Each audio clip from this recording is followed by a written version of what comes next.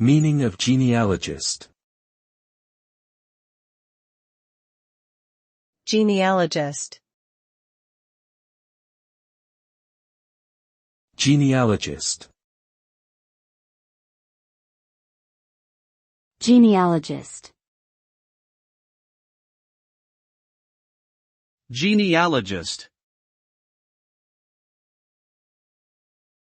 A genealogist is a person who studies the history of families and the descent of individuals or groups from their ancestors.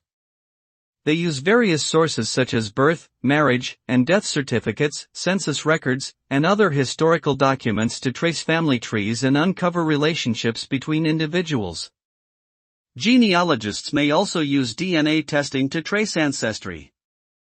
The work of a genealogist can be helpful for individuals interested in their own family history, as well as for legal and medical purposes. Ultimately, genealogists strive to create an accurate and thorough record of a family's past.